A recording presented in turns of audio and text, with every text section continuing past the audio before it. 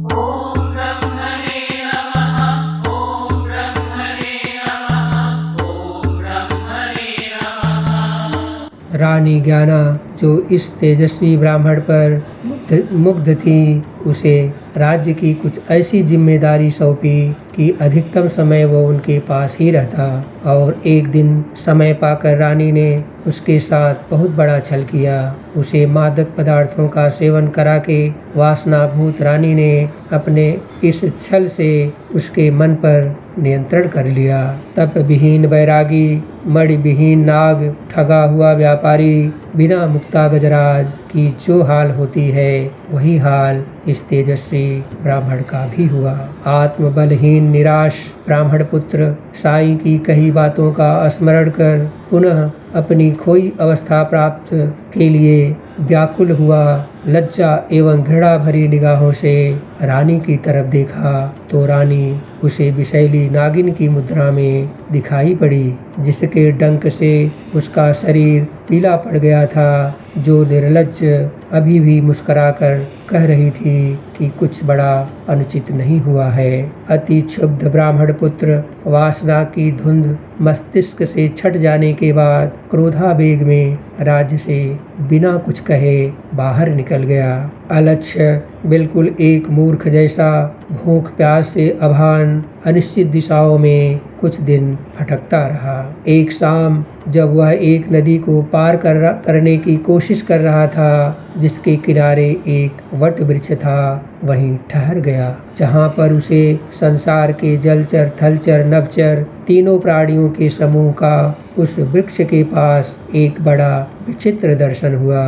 तो उसे लगा कि यह स्थान ठहरने योग्य है। ऐसा लगा मानो प्राणियों का यह झुंड उसका स्पर्श चाहता हो, क्योंकि सभी प्राणियों ने इस अजनबी का स्वागत उसकी परिक्रमा करके अपने होने का उसे परिचय करा कर दिया था। उचित स्थान पाकर वह वहीं ठहरने का निश्चय किया और शांत मुद्रा में भूखा प्यासा बैठ गया।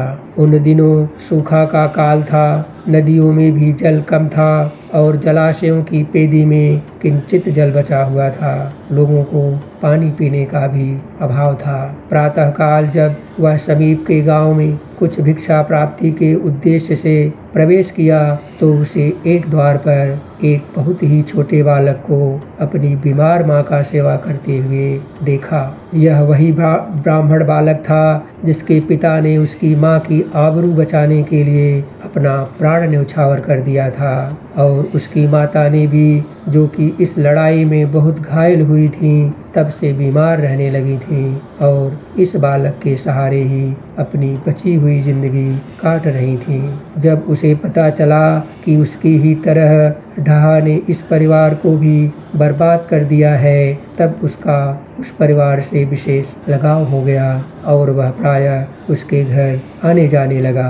अपने ज्ञान से उस बालक का दुख हरण किया और माता को, जो लगभग मृत्यु शैया पर थी, मृत्यु के भय से निश्चिंत किया। माता अब अपनी मृत्यु से निश्चिंत थी, मानो जीते जी मोक्ष प्राप्त कर लिया हो, क्योंकि उनको अपने पुत्र के लिए एक मनचाहा सहारा मिल गया था। उसी गांव में एक क्षत्रिय परिवार भी था जो ढहा के आतंक से पीड़ित था, जो अपनी विधवा एवं पुत्री के साथ एक लाचार जीवन जी रहा था। ढहा से दुखी इन दोनों परिवारों से उसे विशेष लगाव हो गया, क्योंकि वो खुद भी ढहा के अत्याचार से पीड़ित था। इस तरह से अपनी खोई हुई शक्ति को पुनः अर्जित करने के लिए उन्हीं के बीच रहकर कठिन साधना करने लगा।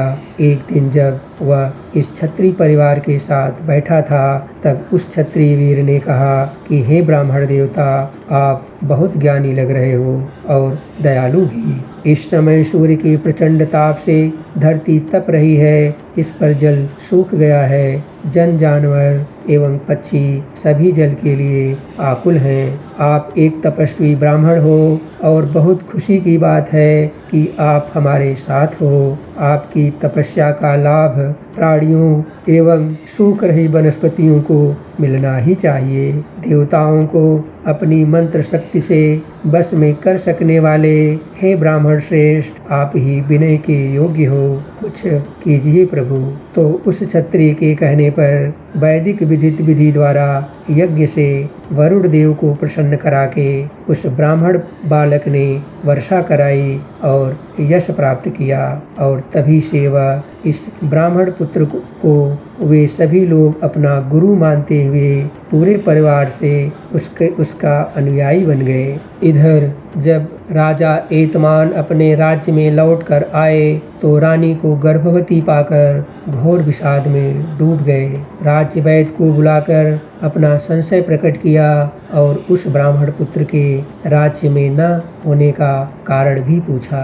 तब राज्य वैद्य ने कहा, महाराज, आप संतानोत्पत्ति के अयोग्य हैं, यह तो आपके अलावा केवल मुझे पता है, कहकर शांत हो गया। फिर जब राजा ने रानी को बुलाया और ब्राह्मण पुत्र के राज्य में न होने का कारण पूछा तो रानी, जो बड़ी ज्ञानी थी, या कहें कि अपने विलक्षण ज्ञान की वजह से रानी निडर भी थी, उसने सब कुछ साफ साफ बता दिया और कहा, महाराज, यह अपराध मैंने दंड विचार कर पूरे होश में किया है, जिसका प्रायश्चित मन में विचार कर ही मैंने किया है, जिसे आप मेरी वासना न समझें। आप जानते हैं कि मैं ही नहीं बल्कि पूरी प्रजा हमारे पुत्र के स्वस्थ न होने से चिंतित है। महाराज, आप व्यथित न हो, मुझे इस कुकृत्य के लिए मृत्यु भी स्वीकार है, किंतु एक निर्बल रानी और भविष्य में निर्बल राजमाता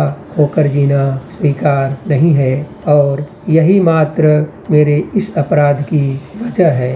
रानी का वक्तव्य सुनकर व्यथित हुए राजा ने कहा, मृत्यु तो हम दोनों में से किसी एक को तो स्वीकारना ही होगा और मुझे ही मरना होगा, क्योंकि तुम्हारी मृत्यु से तुम्हारे उदर में पल रहे तुम्हारे मनोविकार का स्वरूप तपस्वी ब्राह्मण का तेज जो मैं महसूस कर रहा हूँ वह नष्ट हो जाएगा, और तुम्हारी मृत्यु का कारण और उसके उपरांत उसका स्मरण मेरे आत्मसम्मान को दिनों दिन हनन करता रहेगा। इसलिए मैं तुम्हें तुम्हारे पापों का प्रायश्चित करने के लिए तुम्हारा परित्याग करता हूँ और वहीं अपने शरीर का भी त्याग करता हूँ। फिर महाराज ने 2 पत्र लिखा, एक रानी को और एक राज्य वैद्य को दिया। रानी राजा का विवाद पूरी रात चला, जो परिणाम के रूप में सुबह राजा की मृत्यु के रूप में परिणित हुआ। राजा के देहांत का शोक पूरे राज्य में पसर गया, किंतु थोड़े ही दिनों में लोग सामान्य हो गए। विशेष शोक जो रानी एवं राज्य वैद्य को था और आगे चलकर राजगुरु को होगा, वह उनके जीवन तक साथ साथ ही चलेगा, जिससे कि अन्य सभी लोग रानी की मृत्यु तक अनभिज्ञ ही रहेंगे। कुछ दिन बाद अब पत्रानुसार जो राजा ने मृत्यु से पहले लिखा था, रानी ने पूरा करने का संकल्प लिया और फिर